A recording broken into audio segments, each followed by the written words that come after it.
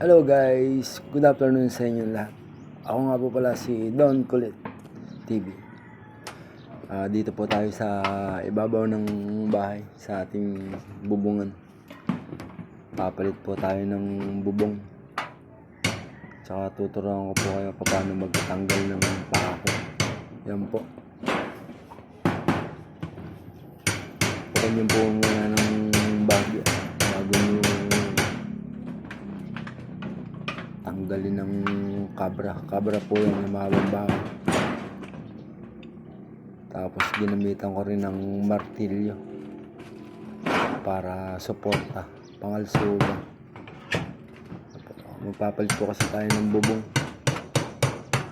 Yan po, ang bilis tanggalin pagka pinupok nyo po para lumuwag siya. Yan po, simple lang siya. Nga po pala, Happy New Year po sa inyong lahat. Simple lang pagtanggal.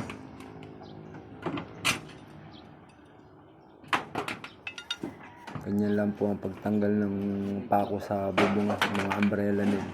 Diretso pa. Pero may mga natatanggal din po talaga ng mga umbrella. Tatanggal din sa pako. Binoise over ko na lang po kasi maingay po dito sa amin. Alam nyo na babagong taon. Nagbibideo okay, nagsasound. Tsaka maingay po yung pagpupuk po ng martilyo.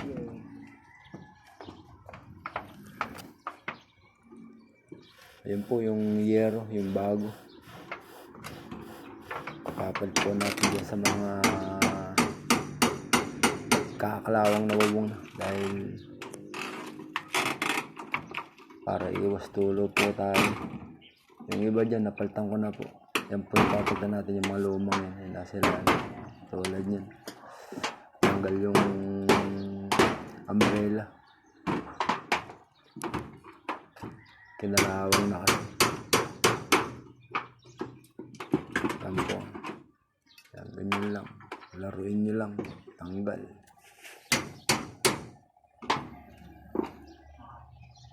Yan po. Tuloy lang po tayo. Nga po pala, kung mapadaan kayo sa video to at magustuhan nyo po, don't forget to subscribe, likes, and share.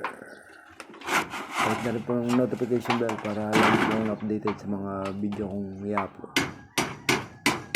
Yan po yung nilagay ko ng kapagsagan ng bago. Yung mga kapiraso yun. Dahil may natulo po sa bandang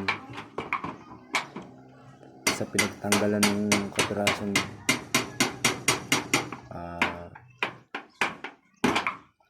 Nawala naman po yung tulo nung nilagay ko yun.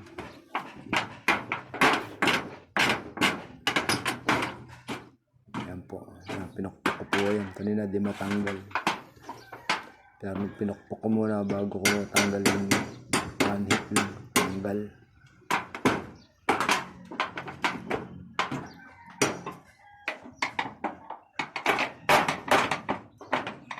Yan pa. Subscribe po. Tsaka palike nyo lang.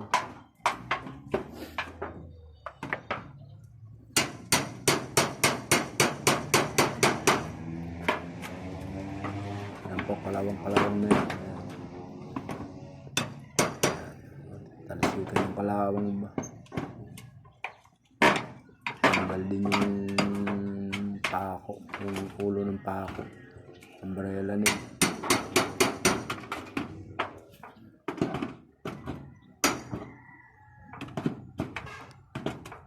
Malapit na kasi na naman ang start ng work kaya habang bakasyon yan. Kasuhin na po natin yung ating bubong.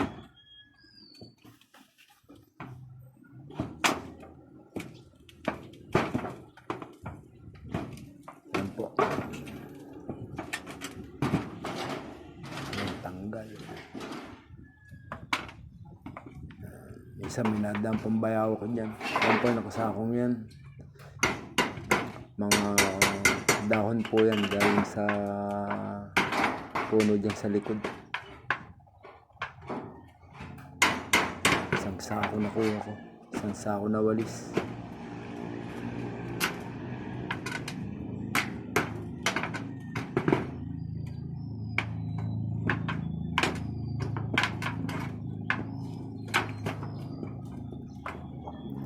Hindi naman po ako expert sa mga ganyan, pero experience ko lang po. Share ko lang po sa inyo.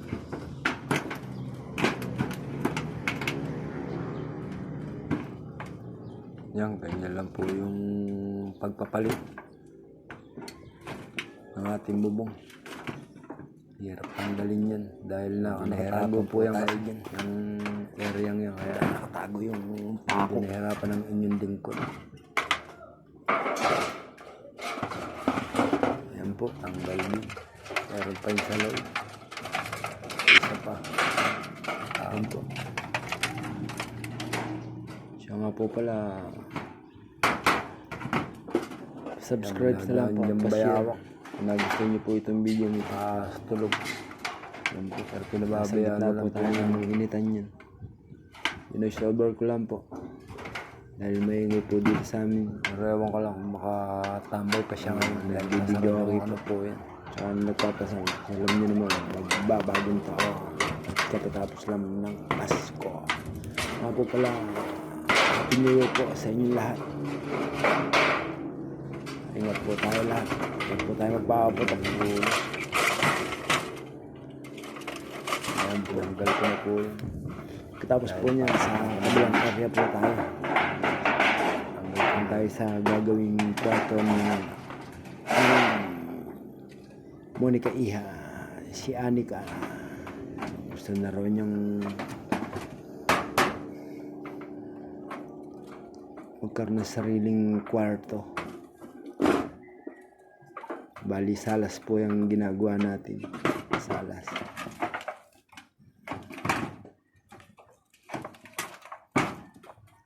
Ayan po.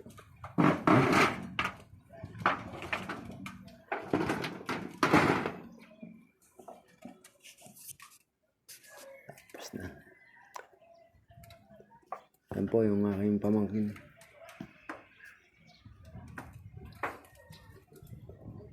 Yan, aking pamangkin. Yan po yung bubong na ating ipapalit. Aking katulong, yung pamangkin, katulong ko.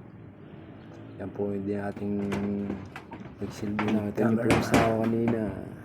Yan, dito na po tayo sa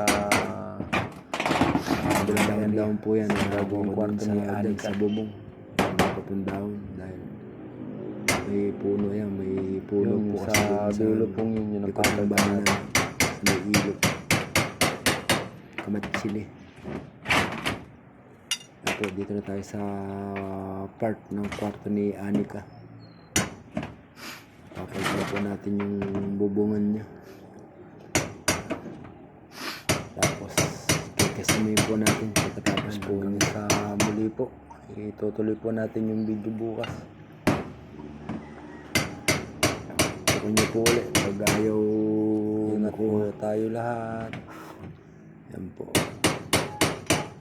Yan po.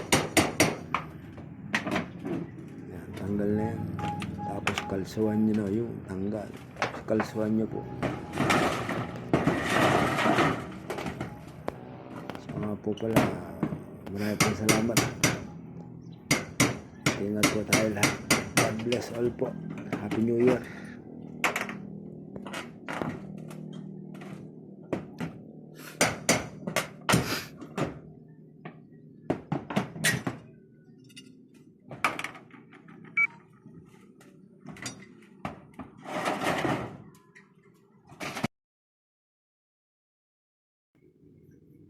Bukas po natin dito tuloy yung video. Yung 30 seconds. papalit po ng bubong.